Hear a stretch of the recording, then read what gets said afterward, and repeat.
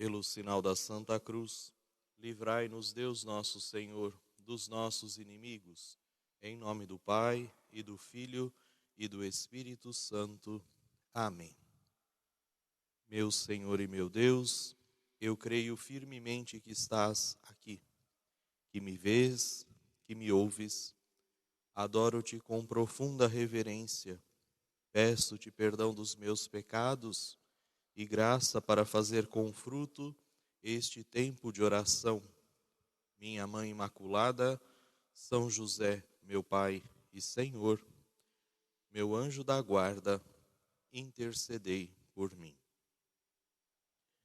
O tema da nossa última meditação, 20ª meditação sobre o olhar de Deus, é Eles ficaram calados, e baseia-se no Evangelho de São Marcos, capítulo 9, versículos de 33 a 37. Evangelho de São Marcos, capítulo 9, versículos de 33 a 37.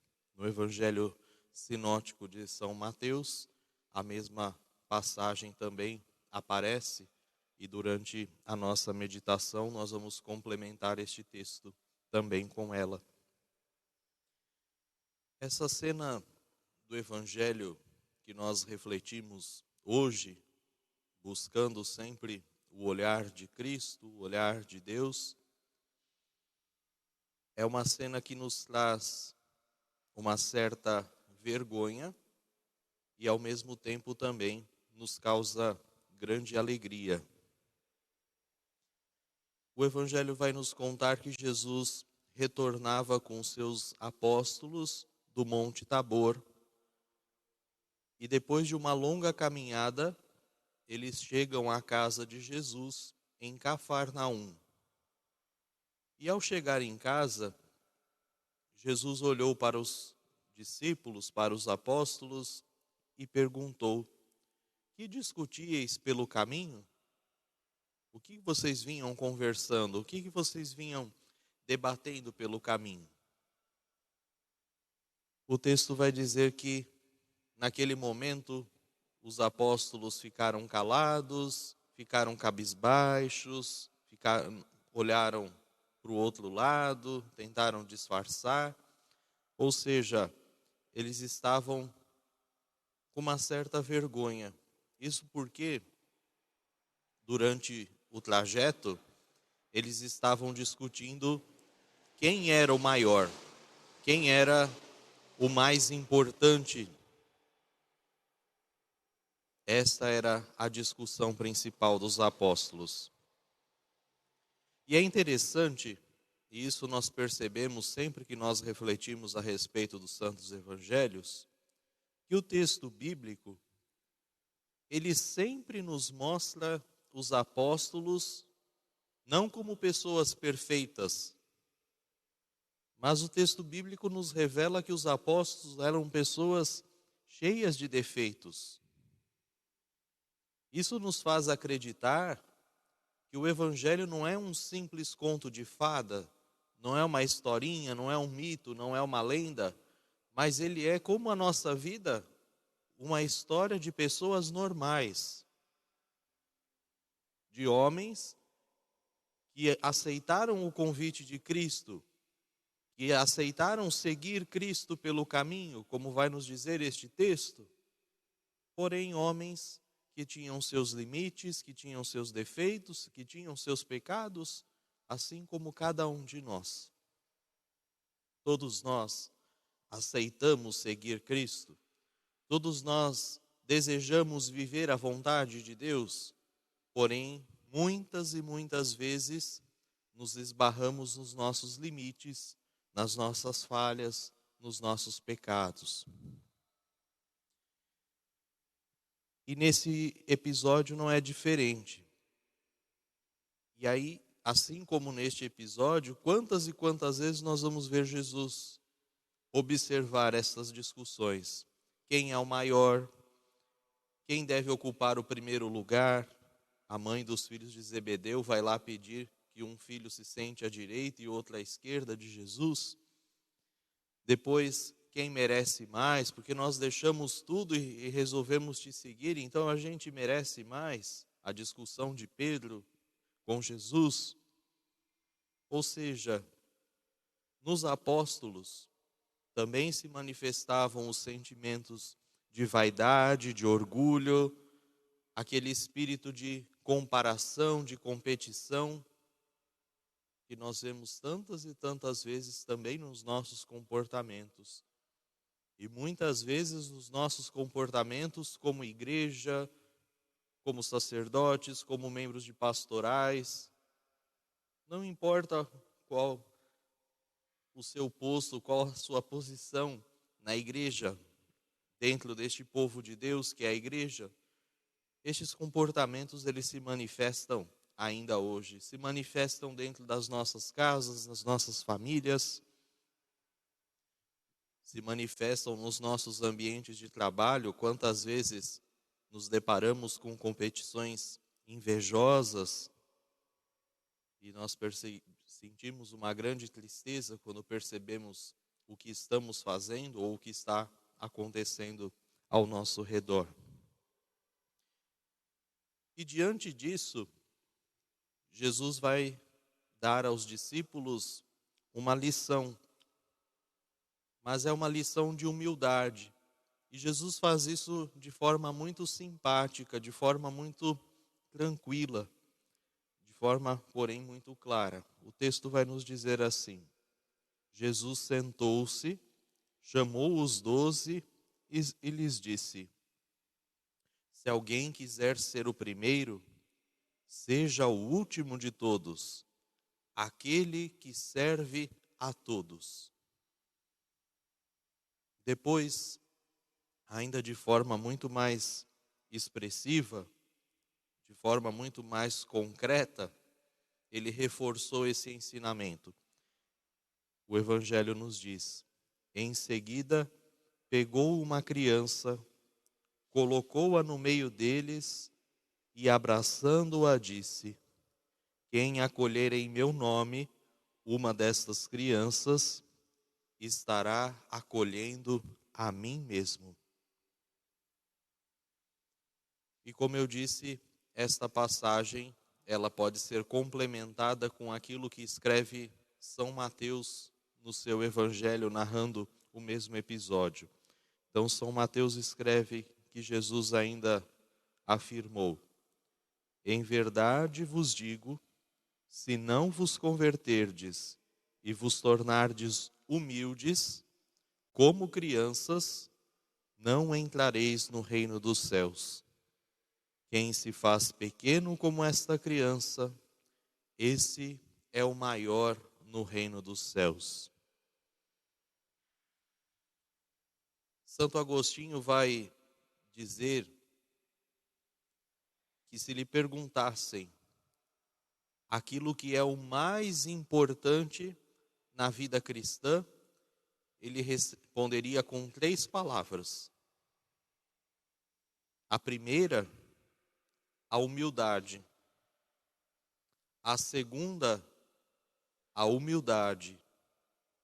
A terceira, a humildade. Por quê? Santo Agostinho vai dizer isso. Exatamente porque a humildade é a única capaz de derrubar, de destruir com o nosso orgulho, com o nosso desejo de sempre buscar o eu, porque eu faço, eu sei, eu sou melhor. Nós estamos sempre buscando valorizar o nosso próprio eu. E quando nós agimos com humildade, a nossa alma é aberta, a nossa alma é escancarada, primeiramente para que Deus possa entrar nela, e depois também para que os outros, para que os nossos irmãos possam nela entrar. Ou seja, quando nós agimos com humildade, nós abrimos espaço para que dentro do nosso coração habite o amor. O amor é o sentimento contrário, está no oposto do egoísmo, está no oposto da soberba, e com certeza é Ele que é capaz de manifestar em nossa vida aquela que é a essência da santidade. Por isso, Santo Agostinho também acrescentava em outro escrito: não há caminho mais excelente do que o amor, mas por ele só podem transitar os humildes. Só vai viver o amor verdadeiro, só vai experimentar o amor de Deus aquele que se deixa tomar pelo amor, aquele que se deixa ser humilde. A humildade é a porta de entrada para o amor. E quando Deus bate ao nosso coração, desejando entrar, desejando que pelas portas da humildade Ele possa habitar em nós, o Deus que bate à nossa porta é o mesmo que vai nos dizer a carta aos Filipenses, lá no capítulo 2. Por nós se humilhou a si mesmo até a morte e morte de cruz. O Deus que quer entrar no nosso coração é o mesmo que, tendo se humilhado na cruz, muito antes, humilhou-se, nascendo como uma criança pobre, numa manjedoura, num lugar onde não poderiam se manifestar nenhum tipo de louvor, de glória, de majestade, mas ali no meio dos animais. O mesmo que, deitado em palhas, depois se deixou morrer humilhado na cruz, torturado, injuriado, é o mesmo Jesus que hoje bate à porta do seu coração. Vamos deixar um pouquinho de lado o sentimento que movia os apóstolos, os discípulos, este sentimento de orgulho que nós estamos refletindo, e vamos agora olhar para o nosso coração, para o nosso próprio coração. Pensar no nosso orgulho. O orgulho é aquela espécie de inchaço, como eu dizia, do nosso próprio eu. Talvez alguns de nós já tenhamos ouvido falar, com certeza a maioria de nós, de um pássaro que se chama chupim. A ave vai lá, coloca o seu ovo do chupim num ninho de outros pássaros. E ali aquele pássaro é gerado, é chocado o ovo, e ali ele começa a se alimentar do alimento que a mãe dos outros pássaros trazem para eles no ninho. E ele vai ali se alimentando do alimento dos outros filhotes, até que ele coloca para fora os próprios filhotes daquela mãe que está alimentando.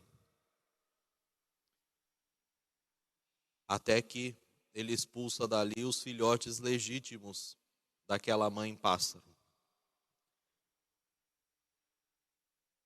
Nós também, como humanos, temos essas atitudes orgulhosas de desejar tomar aquele espaço que é do outro. Talvez a maior manifestação desse orgulho de querer tomar o que é do outro, de querer viver, se manter, se sobrepor sobre o outro, são as tantas guerras que nós estamos assistindo na nossa humanidade. Nós queremos tanto se sobrepor, tanto aparecer, tanto se mostrar, que não nos sobra espaço para colocar Deus e muito menos os nossos irmãos e irmãs. Talvez alguns de vocês estejam pensando agora: graças a Deus diácono está falando sobre o orgulho, mas eu não sou uma pessoa orgulhosa. Graças a Deus, eu não tenho orgulho. Meu coração é puro, eu não sou orgulhoso, eu não tenho pecados. Quantas e quantas vezes a gente ouve isso? Porém, eu sinto dizer, todos nós somos orgulhosos. Todos nós temos orgulho no nosso coração. É só pensar um pouquinho, quantas e quantas vezes nós dissemos palavras talvez não iguais, mas semelhantes a essa dos apóstolos, na nossa família, lá no nosso trabalho, no nosso convívio com os amigos. Quem nunca se pegou dizendo, porque eu faço de tudo por vocês, eu me dedico a vocês, eu ajudo e vocês não reconhecem? Quem nunca disse isso? Eu me dediquei tanto a esse trabalho e eu não mereço mais do que eu estou recebendo. Eu faço tanto, eu sou tão bom, eu ajudo tanto e quando eu preciso, ninguém quer saber de mim. Ou se não, aqui nesse espaço eu sou o melhor, os outros não têm nem condição de fazer aquilo que eu faço. Eu sou mais importante, eu tenho mais precedência, eu tenho mais dignidade. Todos nós já passamos por situações como essas. Para concluirmos, no livro Suco de São José Maria, no capítulo do ponto 263, ele coloca alguns pontos que são muito interessantes em forma de perguntas para que a gente faça um exame da nossa humildade, para que a gente perceba se no dia a dia, na nossa vida cotidiana, nós vivemos com humildade. Talvez algum destes pontos não se aplique a nós, mas pelo menos alguns deles fazem parte da nossa vida.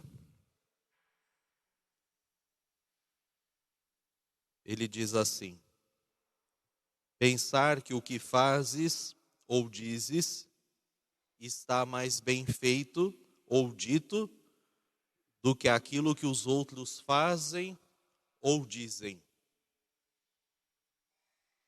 Certamente nós já fizemos isso muitas e muitas vezes.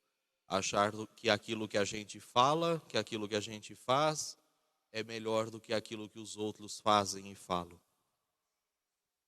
Discutir sem razão, quando tens ou não, e insiste com teimosia e às vezes de forma ríspida.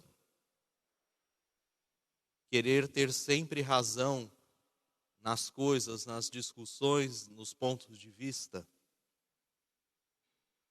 Dar a sua opinião, dar o seu parecer, sem que outros te peçam. Ou sem que seja um gesto de amor, de caridade. Simplesmente se manifestar, simplesmente dar opinião para mostrar que o outro está errado, para ofender o outro nos seus atos, desprezar o ponto de vista dos outros, a opinião dos outros, ficar citando a si mesmo em conversas, em situações, dizendo, eu fiz tal coisa, eu sou um exemplo por isso. Em tal situação eu agi assim e eu estava certo. Então, o tempo inteiro a pessoa se coloca como exemplo das coisas. Ou, ao invés de se autoelogiar, falar mal de si mesmo,